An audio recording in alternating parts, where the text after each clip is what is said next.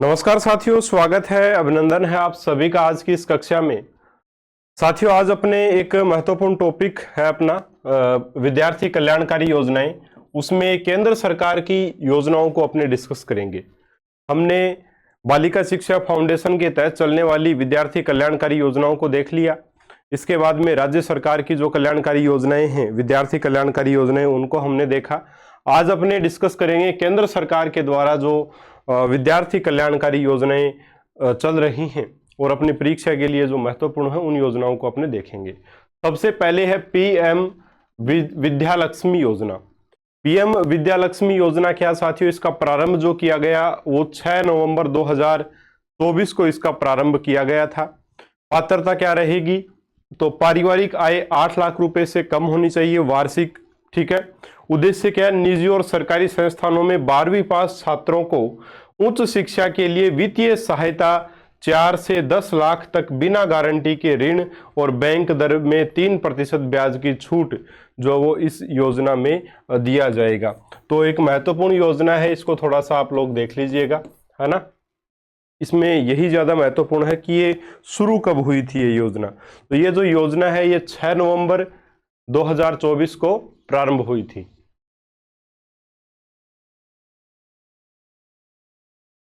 चलो जी, अगला प्रश्न, अपनी अगली योजना है पीएम श्री योजना। साथियों, पीएम श्री जो योजना है ये 5 सितंबर 2022 को शिक्षक दिवस के अवसर पर प्रारंभ हुई थी। शिक्षक दिवस 5 सितंबर को ही आता है, तो 5 सितंबर को पीएम श्री योजना शुरू हुई थी। पीएम श्री योजना यानी प्रधानमंत्री स्कूल फॉर राइजिंग इंडिया, ये इसकी फुल फॉर्म है पीएम श्री की, प्रधानमंत्री स्कूल फॉर राइजिंग इंडिया। और इसके लिए बजट जो जारी किया गया वो 1500 करोड़ रुपए का बजट जारी किया गया। इसके तहत पूरे देश में कुल 14,500 यानी 14,500 जो पीएम श्री स्कूल है वो खोले जाएंगे। और राजस्थान में कुल 716 विद्यालय जो इसके तहत खोले जाएंगे, जो मॉडल स्कूल होंगे। और 2022 में जब इस योजना को शुरू किया गया उस समय राजस्थान में 402 विद्यालय जो है वो खोले गए। ठीक है, तो ये थोड़ा सा अपने ध्यान में रखिएगा। और जो भारत का शिक्षा मंत्रालय है, पहले जिसे मानव संसाधन मंत्रालय कहा जाता था, उसको अब शिक्षा मंत्रालय कहते हैं, मिनिस्ट्री ऑफ एजुकेशन, उसके द्वारा ये योजना संचालित है। तो पीएम श्री योजना 5 सितंबर 2022 को शिक्षक दिवस के अवसर पर प्रारंभ की गई। पूरा नाम इसका क्या है, प्रधानमंत्री schools for rising India. Budget इसके लिए 1500 करोड़ रुपए का है। इसके अलावा विभाग जो वो चला रहा है वो है शिक्षा मंत्रालय अपना। और कुल जो स्कूल हैं वो इसमें 14,500 स्कूल जो वो खोली जाएंगी। राजस्थान में 716 स्कूल हैं। ये मॉडल स्कूल होंगे जो देश की नई राष्ट्रीय शिक्षा नीति पर आधारित होंगे, यानी कि नई जो शिक्षा नीति अपनी पूर्ण रूप से उसके ऊपर आधारित ये रहेंगे। भारत सरकार द्वारा 7 सितंबर 2022 को राजस्थान के लिए पीएम श्री योजना के प्रथम चरण में 402 विद्यालयों का अनुमोदन किया गया। इस योजना की अवधि 2022 से लेकर 2027 तक रखी गई है। इस अवधि तक इनको चला करके ये देखा जाएगा कि नई शिक्षा नीति कितनी प्रभावी, कितनी कारगर साबित हो रही है, फिर उस हिसाब से आगे चीजें की जाएंगी। तो ये थी आपकी पीएम श्री योजना। ठीक है, जो बहुत महत्वपूर्ण है, ध्यान में रखिएगा। तीसरी योजना अपनी प्रधानमंत्री पोषण योजना। प्रधानमंत्री पोषण योजना या इसको प्रधानमंत्री पोषण शक्ति योजना के नाम से भी जाना जाता है। प्रारंभ इसका 29 सितंबर 2021 को किया गया। उद्देश्य क्या, सरकारी एवं सरकारी सहायता प्राप्त यानी कि सरकारी विद्यालय या जो अनुदान पे चलने वाले सरकारी सहायता प्राप्त विद्यालय हैं उनमें कक्षा 1 से 8 तक के बालकों को गर्म पका हुआ भोजन उपलब्ध करवाना इस योजना का मुख्य उद्देश्य है। अवधि इसकी 2021-22 के सेशन से लेके 25-26 के सेशन तक है। और यह योजना स्कूलों में जो मिड डे मील की योजना है उसके स्थान पे शुरू की गई है। आप ये मत समझिएगा कि मिड डे मील योजना को बंद कर दिया गया, नहीं, ऐसा नहीं है। मिड डे मील योजना भी चल रही है, जो अभी किस योजना के अंतर्गत चल रही है, प्रधानमंत्री पोषण योजना के अंदर ही मिड डे मील योजना अपने चल रही है। ठीक है, प्रधानमंत्री पोषण योजना और मिड डे मील में फर्क यही है थोड़ा सा, इसमें जो न्यूट्रिशन है उसके ऊपर थोड़ा सा ज्यादा ध्यान दिया गया है कि ये न्यूट्रिशन बच्चों को दिए जाने चाहिए, है ना। भोजन थोड़ा और अच्छा जो है वो होना चाहिए, पोषक तत्व उसमें बढ़ाए जाने चाहिए, ऐसी बातें प्रधानमंत्री पोषण योजना में की गई हैं। तो उसके तहत ही मिड डे मील योजना भी अपनी चल रही है, जो काफी पहले से चल रही है। ठीक है, यही योजना मिड डे मील स्कीम के स्थान पर शुरू की गई। मिड डे मील योजना जो 15 अगस्त 1995 से शुरू की गई थी। और इस योजना में क्या है साथियों, इस योजना में प्री प्राइमरी से लेकर कक्षा 5 तक के हर बच्चे को 450 कैलोरी तथा 12 ग्राम प्रोटीन युक्त 100 ग्राम खाद्यान्न, खाद्यान्न में क्या क्या हो सकता है आपके, अपने राजस्थान की बात करें तो गेहूं और चावल खाद्यान्न के रूप में जो 100 ग्राम होगा। प्री प्राइमरी से लेके 5वीं क्लास तक के बच्चे के लिए 20 ग्राम दाल होगी, 50 ग्राम सब्जियां होंगी और 5 ग्राम तेल या वसा उपलब्ध उनको करवाई जाती है।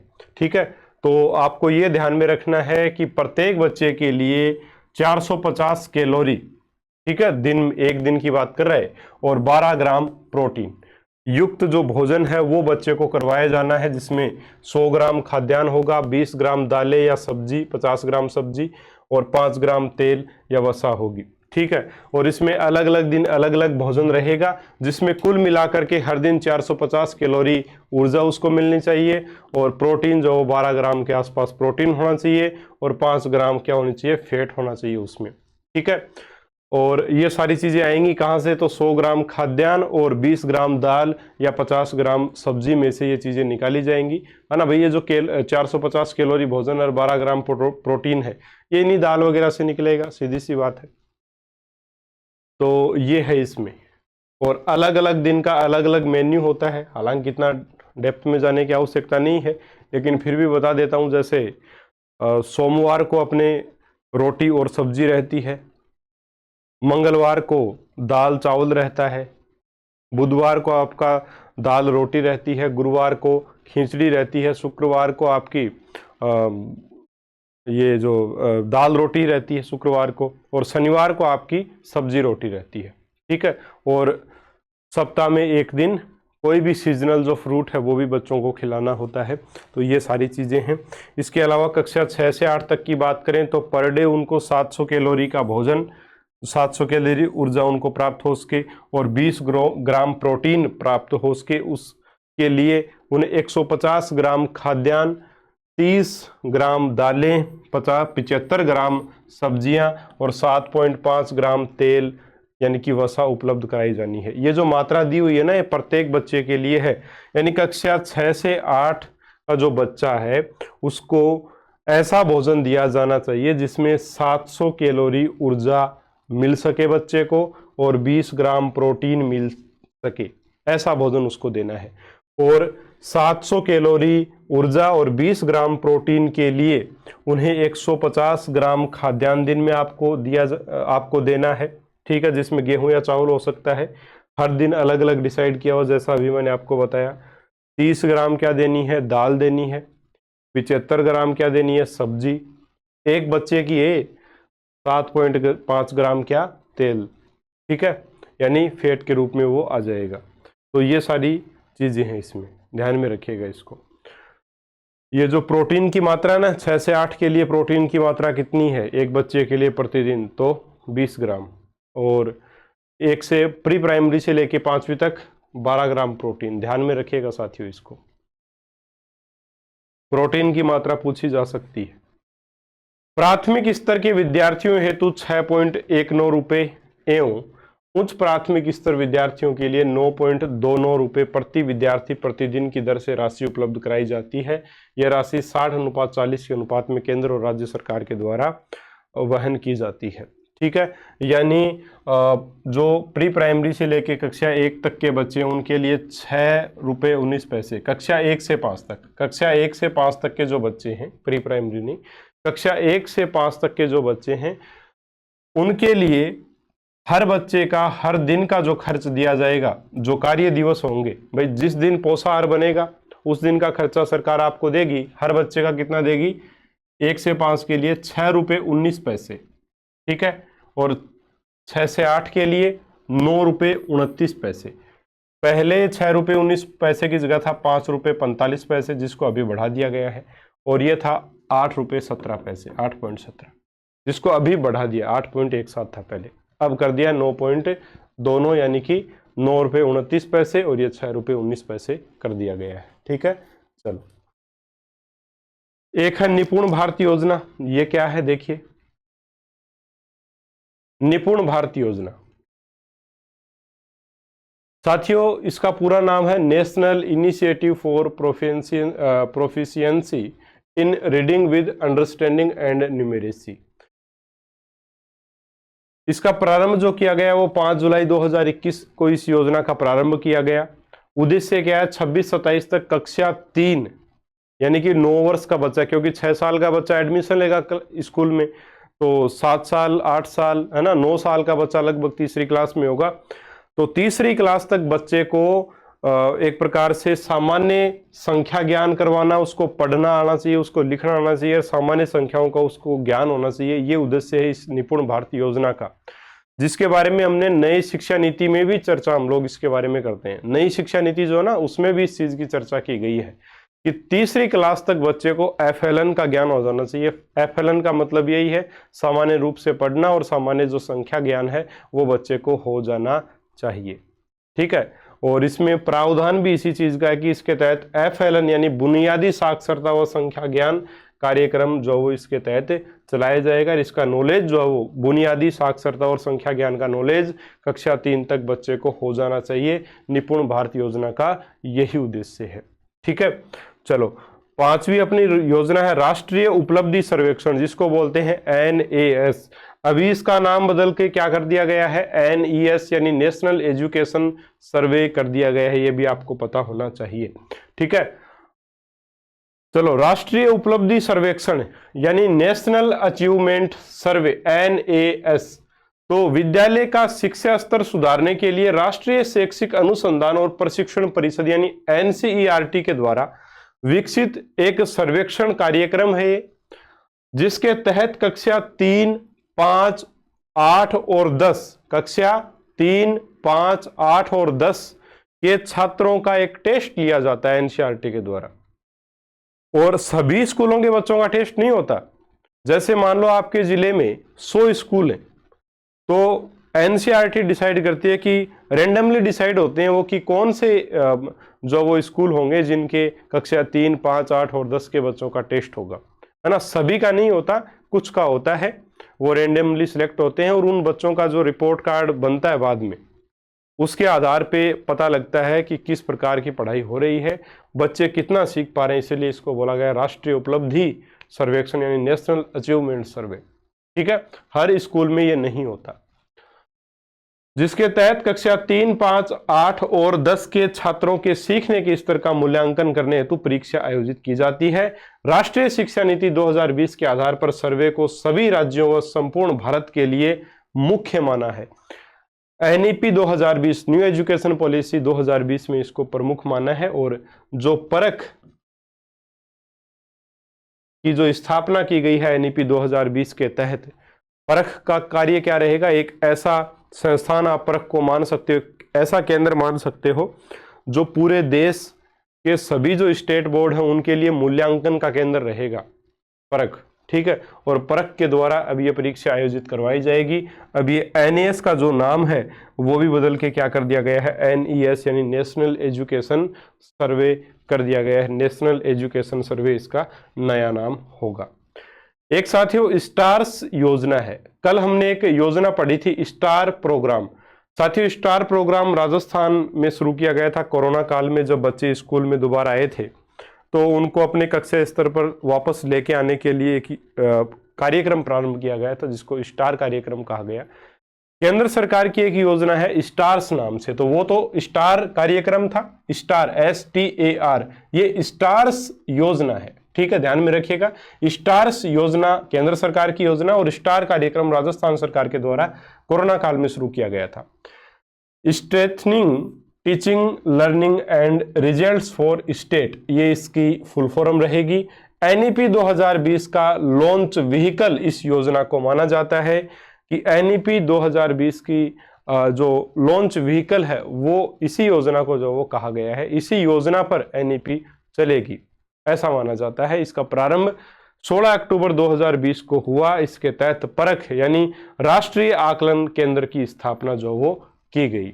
इसीलिए इसको NEP 2020 का लॉन्च व्हीकल कहा जाता है इस योजना को, स्टार्स योजना को। 6 राज्यों में इसे प्रारंभ किया गया स्टार्टिंग में, केरल, राजस्थान, हिमाचल प्रदेश, उड़ीसा, मध्य प्रदेश और महाराष्ट्र, 6 राज्यों में इसको प्रारंभ किया गया। इस परियोजना की कुल लागत 5,718 करोड़ रुपए है, जिसमें से लगभग 3700 करोड़ रुपए की सहायता विश्व बैंक देगा, ऐसा इसमें वर्णित है। थोड़ा सा ध्यान में रखिएगा, स्टार्स योजना के तहत ही परख की स्थापना की गई, ठीक है, जिसके बारे में अपने NEP में पढ़ते हैं। परख क्या है? राष्ट्रीय आकलन केंद्र है, ठीक है भाई। और NEP 2020 का लॉन्च व्हीकल किस योजना को माना जाता है? स्टार्स योजना को माना जाता है। ये बातें इसके बारे में आप ध्यान में रखें। और ये शुरू कब हुई थी? 16 अक्टूबर 2020 को शुरू हुई थी। इंस्पायर अवार्ड मानक योजना, इसके बारे में आप सभी को पता होगा।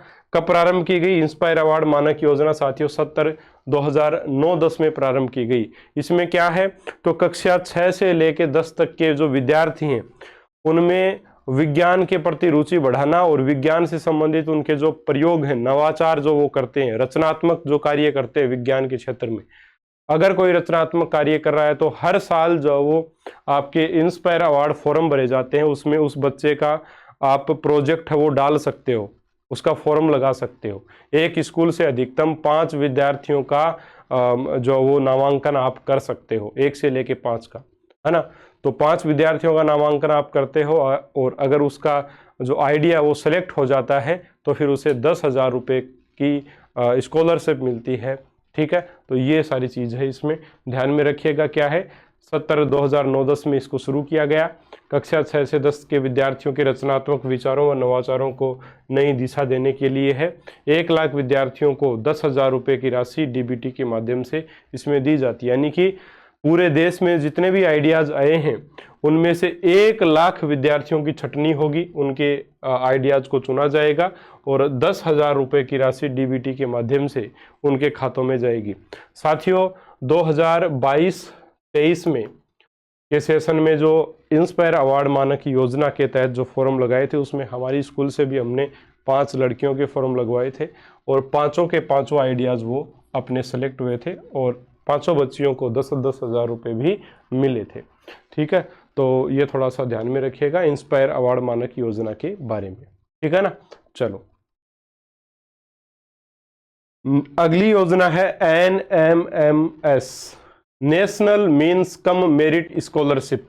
National means cum merit scholarship योजना 2008 राजस्थान में RSCERT के द्वारा ये संचालित है। हाँ जी,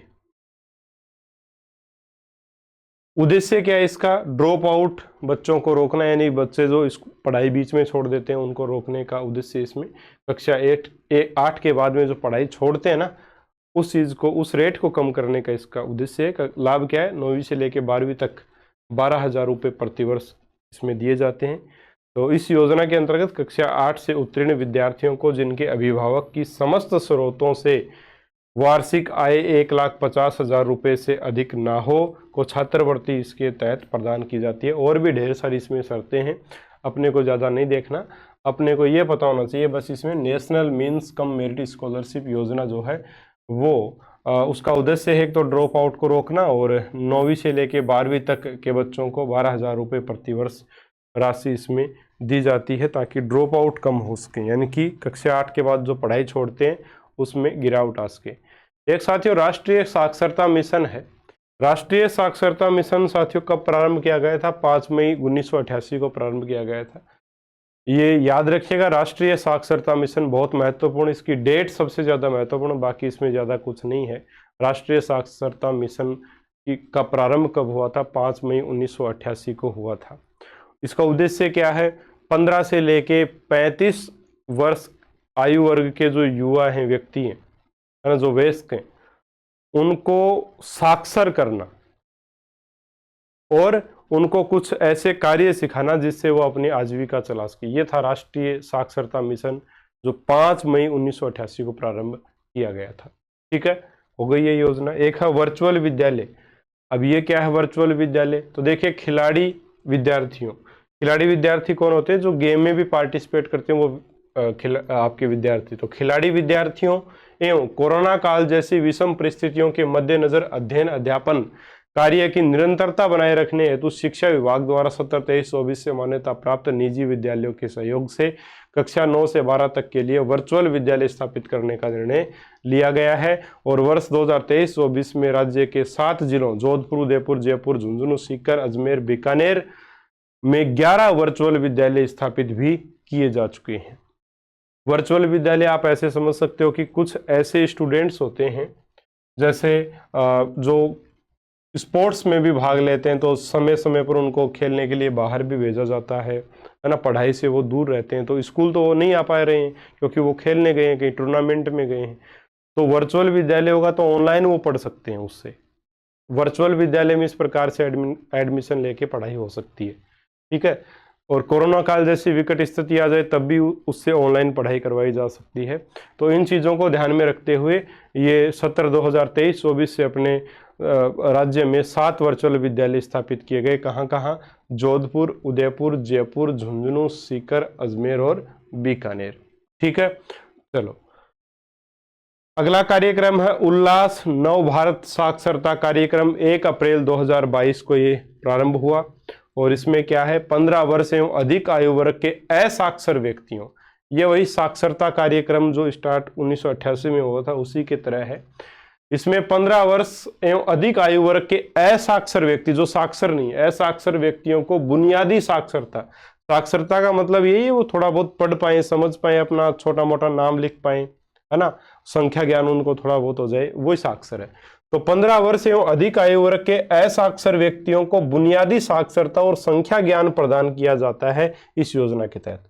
कार्यक्रम में प्रौढ़ शिक्षा, जो पहले प्रौढ़ शिक्षा नाम था, उसके स्थान पे सभी के लिए शिक्षा शब्द का प्रयोग किया गया है, ठीक है। किस कार्यक्रम में? उल्लास कार्यक्रम में। योजना को ऑनलाइन मोड में लागू किया गया है। इस कार्यक्रम के अंतर्गत असाक्षरों एवं स्वयंसेवी शिक्षकों का सर्वेक्षण एवं पंजीकरण का कार्य जो वो कौन करेंगे? स्कूल के शिक्षक, ठीक है। स्कूली शिक्षक जो हैं वो उल्लास ऐप के माध्यम से ऑनलाइन इनका एक प्रकार से रजिस्ट्रीकरण करेंगे, पंजीयन करेंगे और आवंटित बजट में केंद्र एवं राज्य का जो अनुपात रहेगा इसमें, इस योजना पे जो खर्च आएगा वो आएगा 60:40 का, यानी कि 60% केंद्र देगी तो 40% राज्य देगा, ठीक है। यह है आपका उल्लास नव भारत साक्षरता कार्यक्रम। तो एक टीचर को जिम्मेदारी दे दी जाएगी कि गांव में जितने भी असाक्षर हैं उनकी आप सूची तैयार करो, और जो स्वयंसेवी शिक्षक है जो उनको पढ़ाए उनके बारे में देखो, आप उनको लेके आओ, और उसके बाद में उनका पंजीकरण जो है वो उल्लास ऐप के माध्यम से आप करो, ठीक है ना। और उनको साक्षर बनाने का कार्य फिर ये स्वयंसेवी शिक्षक करेंगे, ये कार्य है इस योजना में, ठीक है। चलो, साक्षर बनाने का उद्देश्य है लोगों को। राज्य में संचालित विभिन्न विद्यालय योजनाएं। राज्य में संचालित विभिन्न विद्यालय योजनाएं, विद्यालय कौन किस प्रकार के विद्यालय चल रहे हैं? जैसे निजी विद्यालय तो उनके बारे में तो क्या पढ़ना, चल ही रहे हैं, वो सरकारी विद्यालय भी चल रहे हैं। इसी प्रकार से अपने महात्मा गांधी राजकीय विद्यालय, जो अंग्रेजी माध्यम वाले विद्यालय हैं, वो कब शुरू किए गए थे? 19 जून 2019 से प्रारंभ किए गए। विभाग है स्कूल शिक्षा विभाग, राजस्थान सरकार।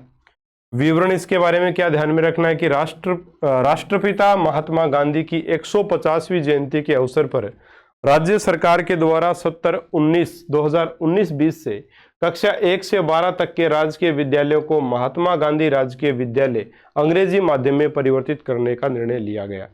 तो इसमें यह मत समझ जाइएगा कि जितने भी राजस्थान में 1 से लेकर 12वीं तक के विद्यालय उनको सबको अंग्रेजी माध्यम विद्यालय में बदल दिया जाएगा, नहीं, चुनिंदा विद्यालयों को ही बदला गया है, सबको नहीं बदला जाता है, ठीक है। चलो, बस यही योजना, बस इतना ध्यान में रखो कि इसका प्रारंभ कब हुआ था? 19 जून 2019 को।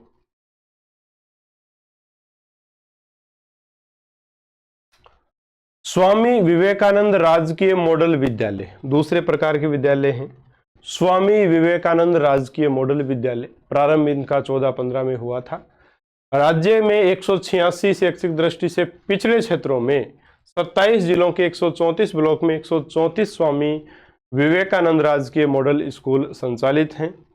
और साथियों, मॉडल विद्यालय जो होंगे वो अंग्रेजी माध्यम में ही होंगे, विज्ञान संकाय के ही होंगे और सीबीएसई बोर्ड पर आधारित ही ये रहेंगे। सीबीएसई बोर्ड के द्वारा ही एक प्रकार से ये संबंधता रखेंगे, उन्हीं का कोर्स यहाँ पर चलेगा। इंग्लिश मीडियम की होंगे और विज्ञान संकाय के ही ये विद्यालय रहेंगे। तो 27 जिलों के 134 ब्लॉकों में 134 स्वामी विवेकानंद राजकीय मॉडल विद्यालय स्थापित अपने किए जा चुके हैं।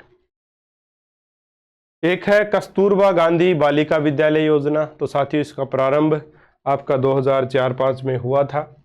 समग्र शिक्षा कार्यक्रम के अंतर्गत शैक्षिक दृष्टि से पिछड़े तथा अल्पसंख्यक बाहुल्य शहरी क्षेत्रों में यह विद्यालय संचालित है, जहां अल्पसंख्यक बहुत अधिक हैं, मुस्लिम वगैरह और अन्य पिछड़ा, एक प्रकार से पिछड़े जो बच्चे हैं, पिछड़ी जातियों के बच्चे जहां ज्यादा हैं, उन क्षेत्रों में कस्तूरबा गांधी बालिका विद्यालय योजना संचालित है। बालिकाओं के लिए ये विद्यालय हैं।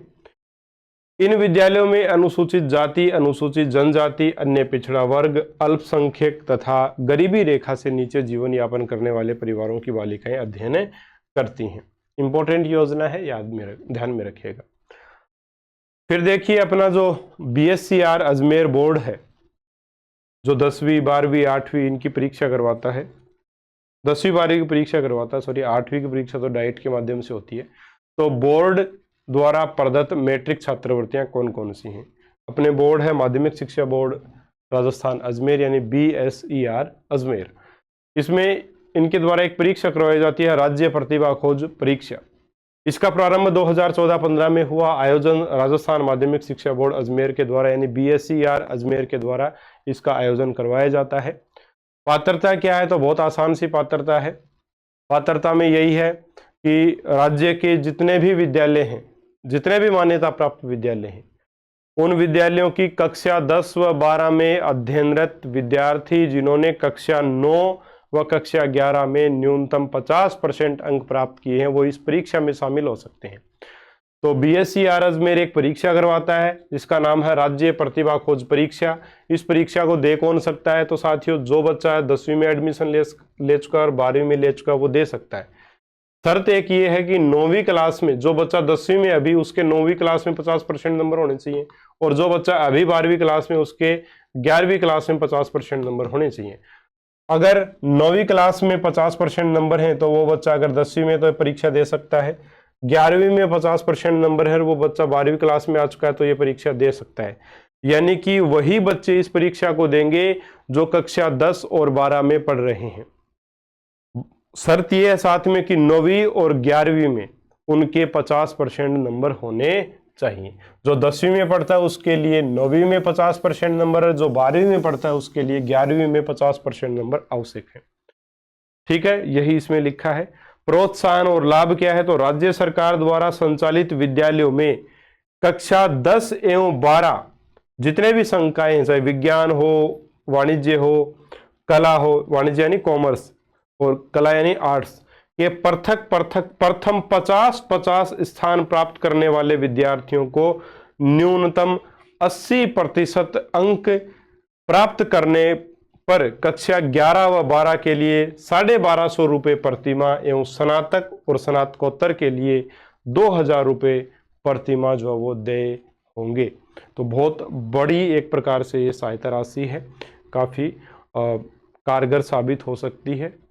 ठीक है, चलो आगे क्या है? कक्षा 10 व 12 के प्रत्येक वर्ग में राज्य स्तर की वरीयता सूची में प्रथम 20 चयनित विद्यार्थियों में से प्रथम स्थान प्राप्त करने वाले विद्यार्थी को 4000 रुपये तथा शेष 19 विद्यार्थियों को 2000 रुपये एक मुफ्त प्रोत्साहन राशि भी दी जाती है। साथ में ये भी दिया जाता है। यानी कि सीधी सी बात है, इसमें बहुत आसान सी चीज़ है कि जो बच्चा 9वीं में 50% ले आया वो 10वीं में इस परीक्षा को दे सकता है, जो बच्चा 11वीं में 50% ले आया वो 12वीं में एडमिशन लेते इस परीक्षा को दे सकता है। इस परीक्षा को देने के बाद में क्या होगा कि ये तो आपका विज्ञान संकाय है और फिर कॉमर्स संकाय और आपके आर्ट्स वाले बच्चे, यहां से 1 2 3 4 ऐसे 50 तक की लिस्ट बनेगी, ऐसे इधर बनेगी 50 तक की लिस्ट, ऐसे इधर बनेगी। ये टेस्ट लिया जाएगा, इसमें टॉप 50 को छांट लिया जाएगा। टॉप 50 जो साइंस में रहे, टॉप 50 जो कॉमर्स में रहे, टॉप 50 जो आर्ट्स में रहे, और सबके जो टॉप 50 हैं उन सबके 80% तो मिनिमम इस परीक्षा में होनी चाहिए। जो टॉप 50 में आए हैं उनके 80% तो मिनिमम परीक्षा में, इस परीक्षा में होनी चाहिए। अगर वो टॉप 50 में कोई बच्चा है, अगर टॉप 50 में कोई बच्चा है और 80% के साथ में है, तो वो चाहे कोई भी संकाय का क्यों न हो, उसको साथियों, अगर वो 10वीं क्लास में इसको प्रतिभा खोज परीक्षा को दिया, तब तो 11वीं 12वीं के लिए उसे 1250 रुपये मिलेंगे प्रति माह, और स्नातक और स्नातकोत्तर के लिए उसे 2000 रुपये प्रति माह जो वो दिए जाएंगे। ये इस योजना में बात कही गई है। चाहे आप 10वीं के बाद में इस परीक्षा को देते हो, चाहे 12वीं के बाद में परीक्षा को देते हो, तब आपको ये राशि मिलेगी। ठीक है, अगर आप इन शर्तों को पूरा करते हो, ठीक है ना। और प्रत्येक संकाय से अलग अलग 50-50 बच्चे होंगे, साइंस के 50 और कॉमर्स के भी 50 और आर्ट्स के भी 50, ये हर महीने आपको मिलेंगे। ठीक है, इसके अलावा क्या मिलेगा, तो कक्षा 10 व 12 के प्रत्येक वर्ग में राज्य स्तर की वरीयता सूची में प्रथम 20 अब 1 से 50 की बात की थी हमने, उसमें 1 से लेके 20 तक के जो बच्चे हैं तीनों संकाय में, साइंस में, कॉमर्स में और आर्ट्स में, और 10वीं क्लास तो खैर अलग ही है, 10वीं तो एक ही रहेगी, तो इसके भी 1 से लेके 20 तक के टॉप 20 बच्चे, इसके भी टॉप 20 और इसके भी टॉप 20 बच्चे।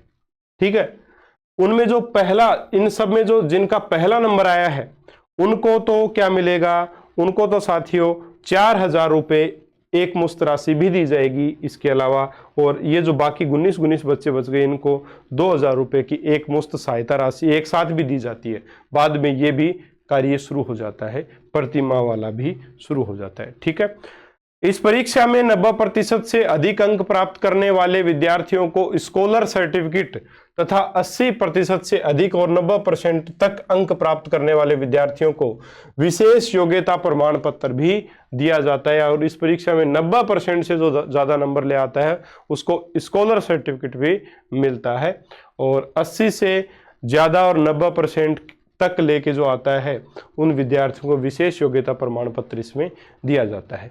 एक और योजना है एकल व द्विपुत्री योजना, जो BSER अजमेर के द्वारा चलाई जाती है। वो क्या है, तो देखिए इसका प्रारंभ 2012-13 में इस योजना का किया गया। पात्रता क्या है, 1 या 2 पुत्री वाले परिवार, या तो एक बेटी हो या 2 बेटियां ही हो, लड़का नहीं होना चाहिए, है ना। एक या 2 पुत्री वाले परिवार की प्रतिभाशाली बालिकाओं को जो माध्यमिक शिक्षा बोर्ड परीक्षा में राज्य स्तर और जिला स्तर पर निश्चित स्थान तक निर्धारित कट ऑफ अंक अथवा उससे अधिक अंक प्राप्त किए हों, यानी BSER अजमेर डिसाइड करता है कि कितने अंक जो हैं वो कट ऑफ नंबर हैं, तो जितने अंक वो डिसाइड करेंगे उससे ऊपर नंबर लेके आने वाली बालिकाएं, और ऐसी बालिकाएं जो या तो अकेली बहन है या 2 बहनें ही हैं वो सिर्फ, यानी कि उनके कोई भाई नहीं होना चाहिए, ऐसी बालिकाओं को कक्षा 10 में राज्य स्तर पर 31,000 रुपये इस कट ऑफ नंबर से। ये कट ऑफ नंबर डिसाइड कौन करेगा, BSER अजमेर डिसाइड करेगा। फिर से समझ लीजिएगा क्या है, तो 1 या 2 पुत्री वाले परिवारों की प्रतिभाशाली बालिकाओं को जो माध्यमिक शिक्षा बोर्ड परीक्षा में, माध्यमिक शिक्षा बोर्ड परीक्षा कौन सी होती है आपकी, तो माध्यमिक शिक्षा बोर्ड परीक्षा होती है आपकी 10वीं और 12वीं परीक्षा। ठीक है, हाँ, माध्यमिक शिक्षा बोर्ड परीक्षा में, माध्यमिक साथियों 10वीं की परीक्षा होगी ना, 10वीं 10th, तो 10th की परीक्षा में राज्य स्तर और जिला स्तर, वैसे बोला ना माध्यमिक शिक्षा बोर्ड, हाँ 10वीं और 12वीं होंगी, दोनों ही होंगी, 10वीं 12वीं, माध्यमिक शिक्षा बोर्ड दोनों ही करवाएगा, सॉरी भाई। 10वीं और 12वीं की परीक्षाओं में, बोर्ड की परीक्षाओं में राज्य स्तर और जिला स्तर पर निश्चित स्थान तक निर्धारित कट ऑफ, ये कट ऑफ का निर्धारण BSER अजमेर करता है।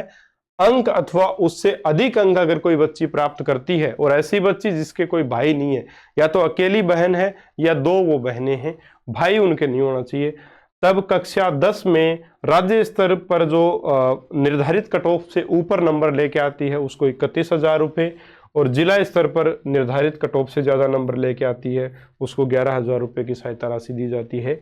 इसके अलावा कक्षा 12 में जो राज्य स्तर पर निर्धारित कट ऑफ से ज़्यादा नंबर लेके आती है उसको 51,000 रुपये और जिला स्तर पर 11,000 रुपये दिए जाते हैं। तो ये योजना भी थोड़ी देख लीजिएगा। और इसी के साथ आपकी विद्यार्थी कल्याणकारी योजना या बाल कल्याणकारी योजनाएं आपकी संपन्न होती हैं।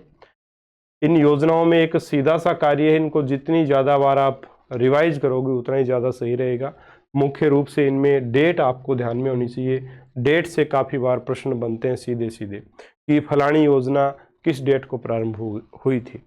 और इसमें भी प्रश्न ज़्यादा कहाँ से आते हैं मैं आपको बताना चाहूँगा। तो साथियों याद रखिएगा, जो भी अभी गवर्नमेंट है उसमें वो योजना, एक तो नई योजनाएं, ठीक है, आपको याद क्या करनी है, सारी की सारी थोड़ी याद करें, हमारा कार्य तो पढ़ाना आपको, तो हम तो सारी चीजें आपको बताएंगे। कुछ योजना हो सकती है छूट गई हो एक आधी इसमें भी, तो नई योजनाएं आपको देखनी है। ये जो वीडियो मैंने बनाया उसके बाद भी हो सकता है कोई नई योजना आ जाए, तो उसको आप ऐड करिएगा। नई योजनाएं आपको करनी है। एग्जाम के हिसाब से बता रहा हूं कि एग्जाम के टाइम आपकी ये योजनाएं जो अभी बताऊंगा वो तो तैयार होनी चाहिए बिल्कुल अच्छे से। नई योजनाएं, एक जो नाम में जिनमें बदलाव किया गया है ना, नेम चेंज जिनका किया गया है, जिनके नाम में बदलाव किया गया है, नाम जिनका बदला गया है, उन योजनाओं को भी बहुत गौर से पढ़ लीजिएगा, बहुत जरूरी है। तीसरी बात, वो योजनाएं जिनमें कोई ना कोई अपडेट किया गया है ना, जिनमें अपडेट किया गया है। जैसे पहले वो स्कूटी योजना थी, उसमें 20,000 स्कूटी थी, बाद में उसको 30,000 की गई है। 24-25 के 25-26 का जो बजट आया है, 2024-25 का मान लो, हाँ 25-26 का जो बजट आया है उसमें इसको 35,000 कर दिया गया है, ठीक है। तो ये चीजें हैं, तो अपडेट जो कुछ भी हुए हैं उन योजनाओं को भी आपको ध्यान में रखना है। नाम बदला गया है, उन योजनाओं को भी ध्यान में रखना है, ठीक है। और ये कब तक का कार्य देखना है आपको, ये तो नई जो सरकार आई है बीजेपी, अभी जो गवर्नमेंट है अभी अपने राजस्थान में वो बीजेपी की सरकार है। इनकी सरकार जब से बनी है तब से लेके अब तक इनकी कौन कौन सी योजनाएं आई हैं, विद्यार्थी कल्याणकारी योजनाओं की बात कर रहा हूं मैं अभी, तो कौन सी विद्यार्थी कल्याणकारी योजनाएं आई हैं, नाम अपडेट किनका किया गया है, पहले क्या नाम था अब क्या नाम हो गया है, नई योजनाएं कौन सी आ गई, और जो थोड़ी बहुत चीजें अपडेट हैं, जैसे नाम तो वही रखा लेकिन अंदर अपडेट कर दिया, कोई राशि बढ़ा दी, कोई कुछ कर दिया, तो उनको आपको ध्यान में रखना है, ठीक है ना। ये सारी चीजें मैंने पढ़ाई हैं इसके अंदर। तो जहां पर भी अपडेट कि पहले इसका नाम ये था अभी इसका नाम ये हो गया, उन योजनाओं को बहुत अच्छे से आप कर लीजिएगा। एग्जाम में इन्हीं में से मिलेंगे, ये भी तय है, ठीक है। चलिए जी, अगले वीडियो में अपने एक नए टॉपिक के साथ आएंगे, तब तक के लिए इजाजत दीजिएगा। पढ़ते रहिए, मस्त रहिए। नमस्कार, जय हिंद, जय भारत।